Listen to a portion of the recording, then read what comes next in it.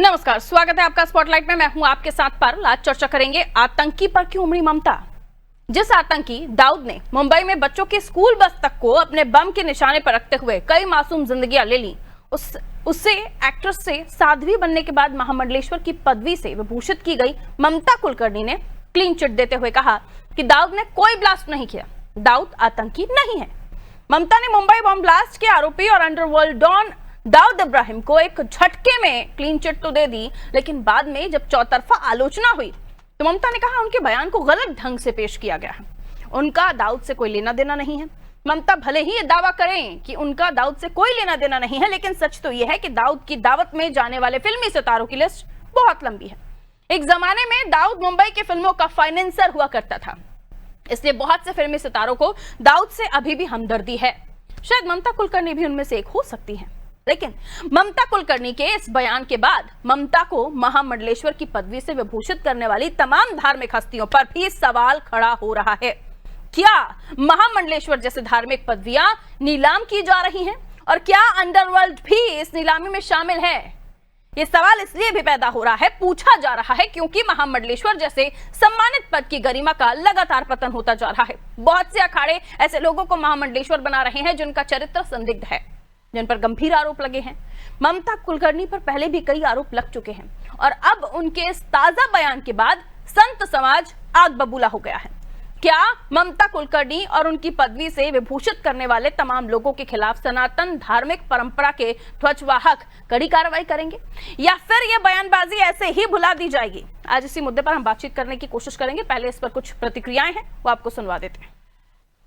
दाऊद का कहाँ लेना देना है? दाऊद से मेरा ना दूर से कोई लेना देना नहीं है। किसी एक का नाम जरूर था, लेकिन आप देखोगे उसने कोई बॉम्ब ब्लास्ट या कुछ एंटी नेशनल चीज नहीं की थी देश के अंदर। मैं उसके साथ तो नहीं हूँ, लेकिन वो he is not some terrorist, so you should be, आपको उसका डिफरेंस भी समझ में आना चाहिए। यही कहूँगी कि ये बहुत शर्मनाक है, बहुत घृणित है। और ममता कुलकर्णी खुद दाऊद इब्राहिम के खेमे से है, तो स्वाभाविक है कि उसका बचाव ही करेगी।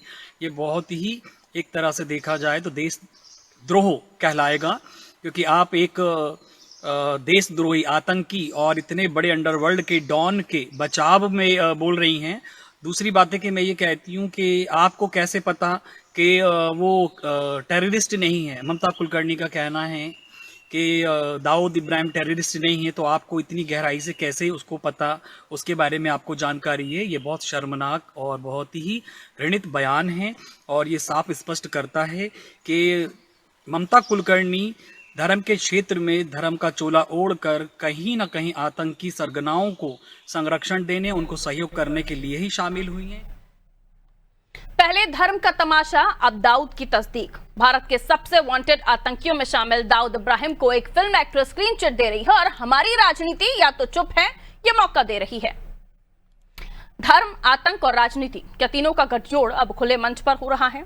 सीधा सवाल यही है कि महामंडलेश्वर का सम्मान पब्लिसिटी स्टंट है या किसी बड़े नैरेटिव का हिस्सा? जो उन्होंने कहा, आखिर दाऊद को बचाने वाले बयान इस वक्त क्यों आ रहे हैं? टाइमिंग की बात कर रही हूं, किसका एजेंडा है, कौन कर रहा है ये बड़ा खेल? ये तमाम सवालात हैं जिनको सामने रखेंगे। आइए, मेहमान जुड़ गए हैं, उनसे आपका परिचय करा देती हूं। हरेंद्र विक्रम सिंह जी भारतीय जनता पार्टी का पक्ष रखने के लिए हमारे साथ जुड़े हुए हैं, बहुत स्वागत सर। जुबेर खान जी प्रदेश सचिव हैं समाजवादी पार्टी से, हमारे साथ जुड़े हुए हैं, आपका भी स्वागत। अरशद रजा साहब कांग्रेस प्रवक्ता हैं, हमारे साथ जुड़े हुए हैं, अरशद साहब आपका भी स्वागत। संजना सखी, साध्वी संजना सखी महामंडलेश्वर वैष्णव और किन्नर अखाड़े से हमारे साथ जुड़ी हुई हैं।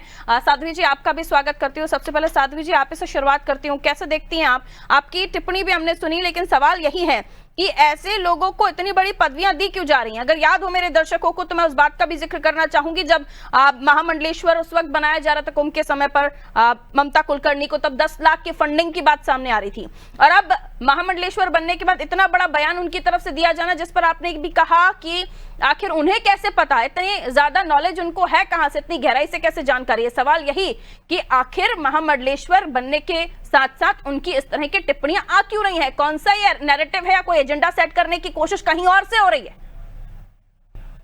साध्वी जी। जी बिल्कुल, एक बात स्पष्ट होती है उनके ही बयान से, क्योंकि उनका बयान मैंने सुना। जी। उनका कहना है कि उन्होंने कोई बम ब्लास्ट नहीं किया और वो आतंकी नहीं है। तो एक बेस पे बोल रही हैं सबसे पहली बात, क्योंकि 1993 में जो बम ब्लास्ट हुआ था उसमें 250 लोगों की जान गई थी, और वैसे भी इंटरपोल की रेड लिस्ट में इंटरपोल ने उनको रेड लिस्ट में रखा है और भारत सरकार द्वारा उनको व्यक्तिगत रूप से टेररिस्ट घोषित किया गया है। उसके बाद भी अगर इतनी सब जानकारी होने के बाद कोई धर्म के क्षेत्र में आकर एक जो देश देश जी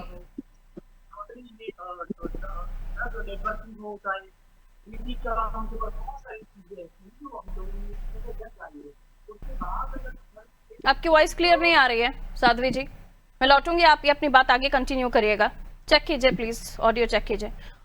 मैं हरेंद्र विक्रम जी आपके पास आ रही हूँ। जो ममता कुलकर्णी ने बयान दिया, जिन्हें महामंडलेश्वर की पदवी दी जा रही है, और अब उनकी तरफ से जो बयान सामने आया उसके बाद उनका ये पलटना कि मैं उन्हें कोई क्लीन चिट नहीं दे रही हूँ, लेकिन ये जो हमदर्दी बॉलीवुड की शुरू से ही रही है और फिर साध्वी जैसे ये महामंडलेश्वर जैसे पदवी दे देना, क्या आपको लगता है, क्योंकि पिछले समय भी पैसों के लेन देन की बात सामने आई थी, और अब ये सवाल इसलिए भी मैं आपसे पूछ रही हूँ क्योंकि जो उन्होंने कहा दाऊद इब्राहिम के बारे में, इमेज वॉश करने की जो कोशिश की है, क्योंकि आपकी सरकार जीरो टॉलरेंस की बात करती है आतंक को लेकर, टेरर को लेकर, तो क्या अब साध्वी जो ममता कुलकर्णी है उन पर कोई कार्रवाई होगी, कोई नोटिस दिया जाएगा, कोई FIR होगी?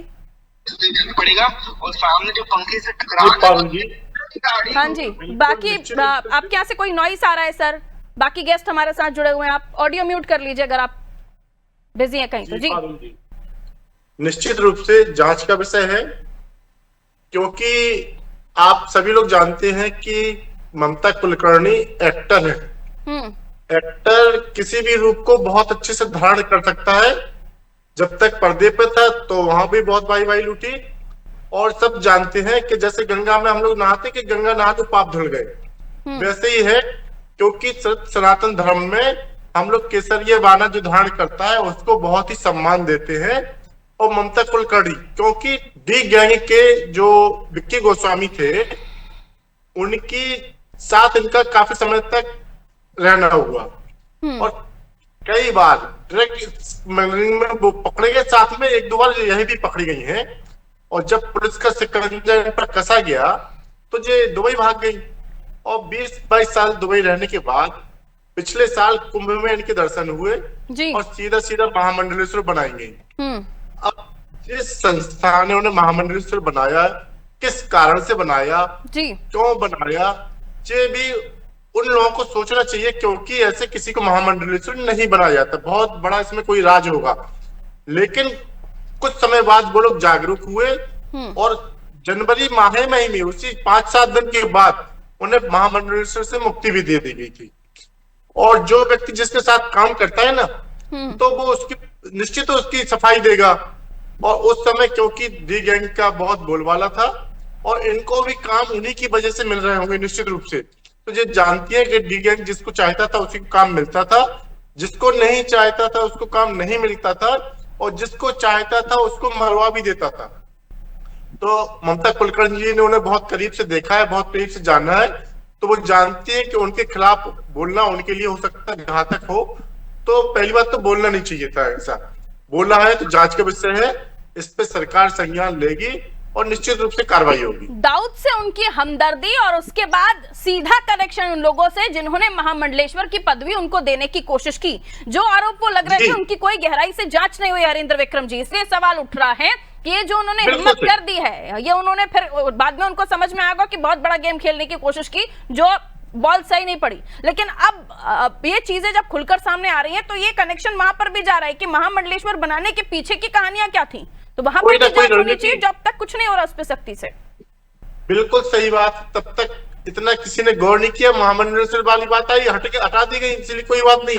लेकिन आज जो इन्होंने वक्तव्य दिया है उससे निश्चित रूप से लोगों के संज्ञान में आया है, और प्रशासन, शासन और सरकार जरूर इसे गौर करेगी, उस पर जांच करेगी और जांच करने के बाद कार्रवाई भी करेगी, ऐसा मुझे विश्वास है। उम्मीद कर सकते हैं कि इस मामले में, क्योंकि जब धर्म और राजनीति कनेक्ट होती है तो फिर बीजेपी उलझ जाती है, और जब धर्म और आतंक कनेक्ट होता है तो समाजवादी पार्टी भी उलझती है। वो तो एक्टर है ना, सिर्फ पीला वस्त्र धारण करने से कोई महामंडलेश्वर या कोई साध्वी थोड़ी हो जाएगा। उन्होंने अपने आप के बचाव के लिए मात्र वो बस धारण किया है। ठीक है सर, कहिए जुबैर जी, क्या कहना चाहेंगे इस पर? सबसे पहले तो ममता कुलकर्णी जी 20 या 22 साल से देश छोड़ के दुबई रहती थी। एक तो वो धार्मिक वस्त्र पहनी है, उस धर्म का एक बड़ा आस्था सनातन धर्म का रहा है। और ऐसे लोग अगर दाऊद इब्राहिम पे जो सरकार ने पहले घोषित कर दिया है, निश्चित 2014 में ये सरकार की विफलता है, सरकार का इशारा, मैं तो मानता हूं सरकार का कहीं ना कहीं इशारा है। जिस दाऊद इब्राहिम को सरकार ने 2014 में कहा था कि हम उनको सरकार बनने के बाद देश में वापस लाएंगे, और सरकार के बने हुए मोदी जी का टर्न चल रहा है, 2014 से लेकर 2025 तक दाऊद इब्राहिम को ना पकड़ना सरकार की विफलता है। और कहीं ना कहीं मुझे तो लग रहा है कि जुबैर भाई वापस टॉपिक पर आइए। ममता कुलकर्णी जी के बातों से लग जो रहा है तारीफों के पुल बांधे हैं दाऊद इब्राहिम के, वो सही है या गलत है? देखिए, सरकार जिस पे इतना बड़ा इल्जाम लगाने से मतलब है, बस सरकार इतना बड़ा इल्जाम लगाती है। सारे मत बोलिए प्लीज, डिस्टर्बेंस, ऑडियो डिस्टर्बेंस होता है, एक एक करके अपनी बात रखिएगा जी। सरकार ने जब इशारा कर दिया है दाऊद इब्राहिम पे जो इल्जाम लगाए गए हैं, जमात लगाए गए हैं, हाँ। ममता कुलकर्णी जैसे लोग अगर उस पर कुछ बोल रहे हैं, वो खास करके जिस वस्त्र सनातन धर्म का एक बड़ा पवित्र वो वस्त्र है, उसको पहन कर अगर बोल रही हैं, तो ये सरकार की विफलता है और अब तक छूटी है। ये सरकार कहीं ना कहीं मुझे लग रहा है कि दाऊद इब्राहिम का नया कनेक्शन भारत में जुड़वाकर वोट के लोगों के वोट के भरोसे और हिंदू मुसलमान ये दाऊद इब्राहिम करा के सरकार का नया प्लान है। ये बीजेपी का फेलियर है, क्योंकि दाऊद इब्राहिम 2014 में वही बीजेपी सरकार ने वादा किया था कि हमारी सरकार आएगी और दाऊद इब्राहिम को हम इंडिया लाएंगे। अब इंडिया का ना लाके ममता कुलकर्णी जैसे लोग जो हीरोइन लोग हैं, अब वो उनको क्लीन सर्टिफिकेट दे रही हैं, और अभी तक वो ना पुलिस पकड़ी उनको, ना किसी प्रकार का मुकदमा हुआ। निश्चित इस देश में कोई मुसलमान, कोई धार्मिक इस्लामिक व्यक्ति इस तरह का अगर बयान दे दिया होता तो उस पर इतनी बड़ी कार्रवाई होती कि मैं बता नहीं सकता हूँ। पारुल जी, कहीं ना कहीं देश दोहरे चरित्र और दोहरे राजनीतिक तरीके से काम करके हर तरीके में वोट बैंक बनाने का काम किया जा रहा है। बिहार में जिस तरह भाजपा एनडीए सरकार बुरी तरह से फेल हो रही है, बिहार मत जाइए, अभी हम यूपी में जैसे मुद्दे पे डिबेट करा के हिंदू मुसलमान का नया तरीका लाया गया है। मैं चाहता हूं ममता कुलकर्णी को कड़ाई से भारत सरकार, प्रदेश सरकार, और देखिए सबसे बड़ी विडंबना है, जिस प्रदेश में उत्तर प्रदेश के सबसे योगी जी कहते हैं कि अपराधियों को जो सजा मिलती है, जो देते हैं, उनके शहर गोरखपुर से प्रेस कॉन्फ्रेंस करके की गई है। कहीं ना कहीं ये साजिश है, और मैं सरकार की इसमें मानता हूं कि सरकार ने खुद चाह रही है कि ममता कुलकर्णी से बुलवा रही है। अगर नहीं बुलवा रही है तो ममता कुलकर्णी जी को तत्काल, उन्होंने कह दिया कि कार्रवाई होनी चाहिए और कार्रवाई होगी। मैंने भी कहा कि उम्मीद करती हूँ, लेकिन इस पर क्या कोई कंप्लेन आपकी तरफ से भी दर्ज कराई गई है? नहीं, कि सिर्फ जुबैर भाई यहाँ पर बोल रहे हैं। दाऊद इब्राहिम को क्लीन चिट नहीं दे सकता। आप क्यों देंगे? मैं ममता कुलकर्णी की बात कर रही हूँ। क्या आपने उनके खिलाफ कोई कंप्लेन करवाई कि ये इस तरह की शख्सियत दुबई में इतने साल रहने के बाद अब यहाँ महिमा मंडन दाऊद इब्राहिम का कर रही है? या आपने यहाँ तो बहुत सारी बातें कह दी खिलाफत में, कोई ऑफिशियली लेटर जारी किया है, ऑफिशियली कोई अब कंप्लेन करवाई आपने? जी, दुबई रह के आई है 22 साल, लेकिन जिस सनातन धर्म का जो वस्त्र है, उन्होंने वस्त्र पहन के महामंडलेश्वर का पद मिला है। ये बात रिपीट हो रही है आपकी, फिर लग रहा है आप रट्टा मार के आए हैं। मैं सिंपल पूछ रही हूँ, कंप्लेन की है क्या कोई? मैं बता रहा हूँ आपको। हाँ, आपने कंप्लेन की है? समाजवादी पार्टी ने कोई कंप्लेन? ममता कुलकर्णी देश बाहर करो। हम उनको कैसे आरोप लगा सकते हैं? आरोप अब लगा है। इतनी सारी लिस्ट आरोपों के लगाने के बाद जुबैर भाई आप कह रहे हैं कैसे आरोप लगा सकते हैं? वेलकम, अब लगाएंगे ना सर, उन पे कार्रवाई होनी चाहिए। कहीं ना कहीं ये सरकार की विफलता है, कंफ्यूजन है। दाऊद इब्राहिम को ना लाने में नाकाम रही सरकार। आरोप लगा रहे हैं या लगा रहे थे तो आगे, और सर हर्षद जी क्या कहेंगे आप? लाने वाले थे ना। ये सेक्युलरिज्म दाऊद के नाम पर क्यों हिल जाता है आप लोगों का? और सवाल पूछा ये भी जा रहा है कि ममता कुलकर्णी से इतनी तकलीफ या उनके दाऊद इब्राहिम प्रेम से इतना परेशान, तो फिर क्यों ना कंप्लेंट दायर की जाए? बीजेपी तो कह रही है हम कार्रवाई करेंगे, लेकिन अगर हमें दिक्कत है, मुझे दिक्कत है, आपको दिक्कत है, तो कंप्लेंट होनी चाहिए। सबसे पहले आपको पूरे को पैनलिस्ट को और विशेष तौर पर वैष्णव किन्नर अखाड़ा से यहाँ पर बैठी हैं साध्वी संजना सखी जी, उनको अपना सादर प्रणाम पेश करते हैं। और जो भी दर्शक इस डिबेट को देख रहे हैं उन सबको जय सरदार पेश करना चाहते हैं। मैं शुरू करना चाहता हूं जय सरदार से, क्योंकि सरदार वल्लभ भाई पटेल का कल जन्म जयंती है। 562 छोटे बड़े रियासतों को जोड़ करके उन्होंने भारत को एक सूत्र में पिरोया था और एकता का संदेश दिया था। और आज गोरखपुर की धरती पर जो प्रदेश के मुखिया, देश के सबसे बड़े सूबे के मुखिया योगी आदित्यनाथ जी का गृह क्षेत्र है, हाँ। उनका घर है, उनके घर में बैठ करके ऐसे ममता कुलकर्णी जी ने ये बयान दिया और वो वहां से पुलिस के नाक के नीचे से वहां से वापस चली गई। ये बड़ा सवाल है। क्या यही सवाल, यही बातें किसी अन्य विशेष धर्म के किसी भी व्यक्ति ने दिया होता तो क्या आज उस पर FIR दर्ज नहीं हुआ होता? सरकार एक बड़े पुलिस के जत्थे को उसके दरवाजे पर नहीं भेजी होती? क्या बुलडोजर उसके दरवाजे पर नहीं गया होता? मेरा एक बड़ा सवाल है कि आखिर सरकार चुप क्यों है? सरकार ने इस पर आकर के अपनी बातें क्यों नहीं रखी है? कार्रवाई क्यों नहीं किया है? मुकदमा क्यों नहीं दर्ज किया है? और जो बुलडोजर नीति है, मैं पूछ रहा हूं कि आखिर वो बुलडोजर कहां है? मेरा एक बड़ा सवाल है।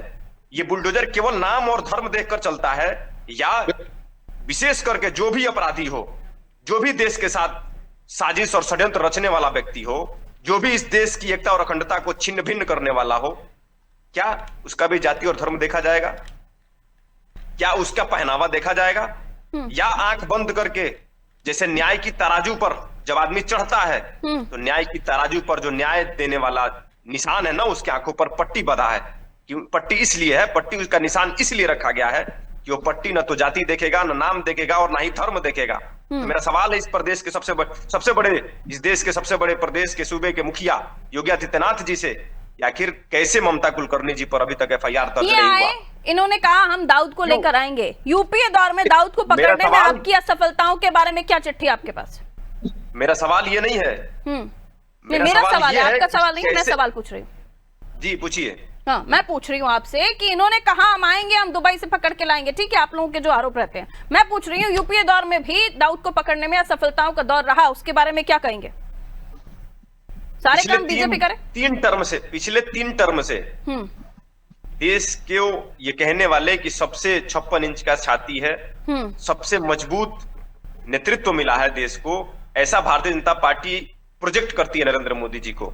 मैं आपसे पूछ रहा हूं, केवल दाऊद इब्राहिम ही नहीं, दाऊद इब्राहिम को तो लाने में ये सरकार असफल रही ही। ठीक है, मैं आपसे पूछ, थोड़ा सा बस 10 सेकंड दे दीजिए मुझे। हाँ, ठीक है, 10 सेकंड। विजय माल्या, थोड़ा सा बस 10 सेकंड वेट कर लीजिए। जी कहिए।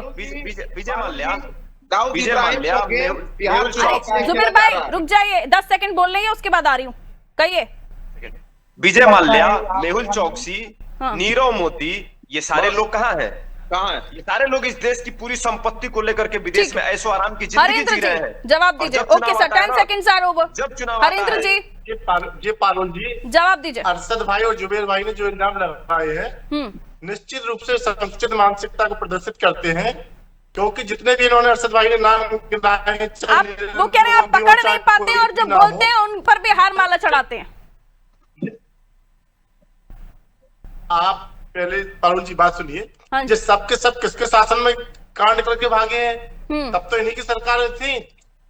हाँ, यानी डी गैंग के दाऊद इब्राहिम 1980 से लेके हमारी तो सरकार 2014 में बनी ना। मोहन चौकसी कौन से सरकार में लेके भागे हैं लोग? आप भाई सरकार के टाइम देखिए, मुझे लगता है कोई नहीं भागा है और सब तक कार्रवाई और हाँ, आप कह रहे हैं कि जाति धर्म देख के बुलडोजर चलता है। बुलडोजर की शुरुआत आपको मालूम है कब हुई थी? विकास दुबे को सबसे पहले वो हिंदू धर्म का था, मुझे लगता है यहाँ पर हम ना राष्ट्र धर्म को पहले, देश सुरक्षा को पहले महत्व दें। यहाँ पे जाति धर्म लैंगिक आधार पे किसी भी तरह का नहीं, अगर उसी पे राष्ट्र के विरुद्ध अगर, लेकिन आप लोग हमेशा मोदी जी को टारगेट क्यों करते हैं? आज पूरे विश्व में भारत का मान बढ़ रहा है, सम्मान बढ़ रहा है। पहले हम पाकिस्तान से परेशान थे, आज हमसे अमेरिका परेशान है। खुद साध्वी जी भी कर रही हैं। अरे ऐसी आप तो कई क्रिकेट सारी खिला रहे हैं। ऐसे कई सारे लोग हैं पाकिस्तान जो से क्रिकेट खिला रहे धार्मिक हैं। स्तर पर अपना नाम कमा बैठे हुए हैं, वो खुद मना कर रहे हैं। तो ममता कुलकर्णी कर क्या रही है फिर देश में? हरेंद्र जी, सवाल तो यही पूछा जा रहा है ना कि ऐसे बयान देने वाली महामंडलेश्वर जो बन रही हैं, जिनके खिलाफ कई सारे मामले हैं, किस तरह के फोटोशूट्स हैं, वो आज भी सोशल मीडिया पर हैं, उन्हें फिर ये देश में कर क्या रही है फिर?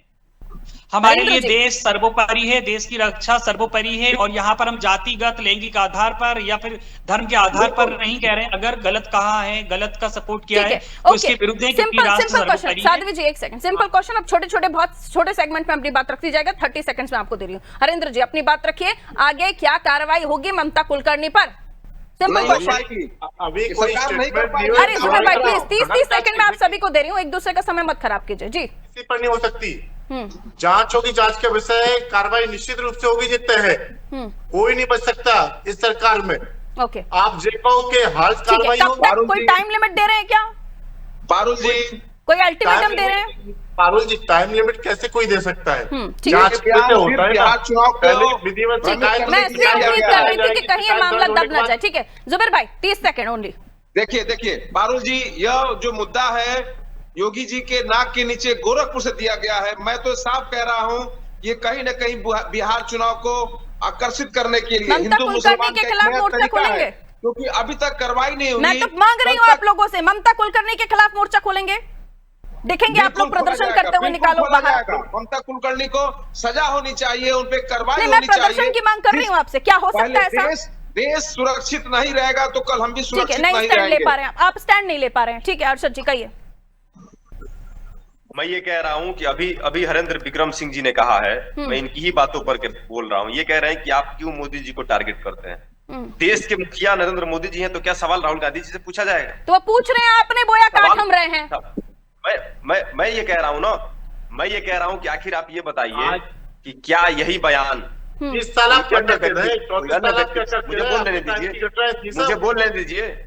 यहाँ बोलने की आजादी को मत छीनिए, मुझे बोलने दीजिए। जल्दी सर प्लीज। मैं ये कह रहा हूँ कि क्या यही बयान अगर कोई अन्य व्यक्ति दिया होता, किसी अन्य धर्म का व्यक्ति दिया होता, तो क्या उस पर कार्रवाई नहीं होती?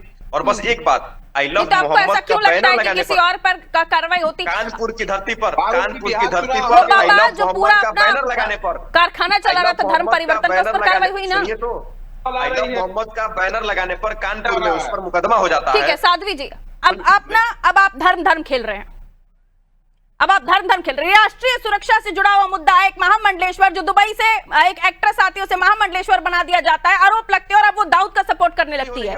ये हिंदू मुस्लिम वाला विवाद ही नहीं है, ये एक ऐसी एक्ट्रेस को महामंडलेश्वर बनाकर महामंडलेश्वर बनाने की कोई नीलामी चल रही है क्या साध्वी जी? या देखा नहीं जाता है कि किसे आप कौन सी पदवी दे रहे हैं? ठीक है, तीनों रुक जाइए, तीनों को डिस्कनेक्ट कीजिए। साध्वी जी सिर्फ आप बोलिए।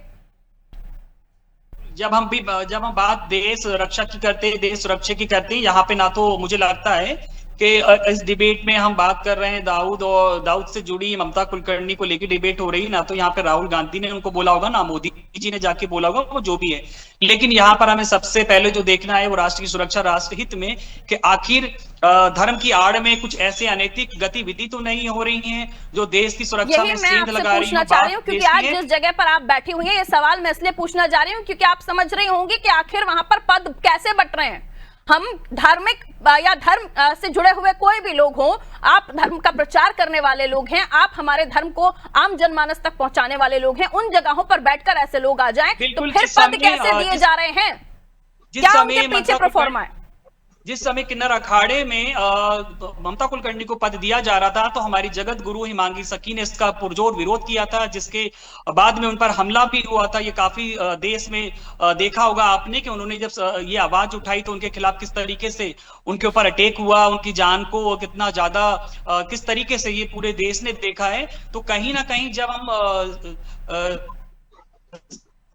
सत्य के लिए लड़ाई लड़ते दुबई हैं, से 22 साल बाद वापस आना, फिर महामंडलेश्वर बन जाना, बिल्कुल ये अचानक से, क्योंकि एक प्रक्रिया होती है, अचानक से कोई कहीं से आता है महामंडलेश्वर बन जाता है, तो मैं तो इसके खिलाफ हूं। मैं बिल्कुल, हम ऐसे उसके वो नहीं करते हैं, और हम तो कहते हैं कि ये बिल्कुल इसकी जांच होना चाहिए, क्योंकि देश विरोधी गतिविधि है कम से, क्योंकि जिस अखाड़े में शामिल हुई है तो उन अखाड़े की भी जांच होना बहुत जरूरी है। आखिर क्या सोचकर उन्होंने उसको बनाया इसको है? कहते हैं बड़ा जिगर, बड़ा दिल। जो आप कह रहे हैं कि जिस अखाड़े से वो आती हैं वहां उस अखाड़े की भी जांच होनी चाहिए, ये जरूरी है सर हरेंद्र जी। ऐसे कोई भी आके धर्म का चोला ओढ़कर धर्म को बदनाम करे, सनातन धर्म की बात करके फिर अपने मंसूबों को हल करे, ऐसे लोग बर्दाश्त नहीं होंगे हरेंद्र जी। ये देश के सुरक्षा के लिए भी घातक हैं और ये देश के अंदर ऐसे लोग रहना ये हमारी एकता के लिए भी घातक है। उम्मीद करती हूं कि इस पर बीजेपी को बड़ी कार्रवाई करेगी और जल्द कार्रवाई करेगी, क्योंकि ये आई गई वाली बात नहीं है। अगर इसका आप कनेक्शन देखें तो बहुत दूर दूर तक कनेक्ट हो रहा है, लेकिन इस पर राजनीति भी ना चमकाइए, क्योंकि ये मामला सीधे देश से जुड़ता है। दाऊद इब्राहिम वो शख्स था जिसने कईयों परिवारों को उनको सूना कर दिया, उनकी आंखों में आंसू ला दिए। किस तरह के बॉम्ब ब्लास्ट की बातें सामने आती हैं, आप पढ़िए तो 1993 में क्या क्या हुआ था। लेकिन आज जब ममता कुलकर्णी उनको क्लीन चिट देती हैं तो कई सारे ऐसे लोग हैं जो आज उस दिन को याद करके दोबारा रोए हैं। इसलिए ममता कुलकर्णी के पीछे भी जांच होनी चाहिए। महामंडलेश्वर बनने के पीछे उनने क्या किया, क्या नहीं किया, कहां तक उनके सोर्सेस रहे, वो जहां से आ रही हैं, उनके कनेक्शन किस तरफ हैं, ये तमाम चीजें जांच का विषय है। ये सब्जेक्ट, ये मामला यूं ही नहीं जा सकता। रखिए अपना ख्याल, दीजिए मुझे इजाजत, नमस्ते।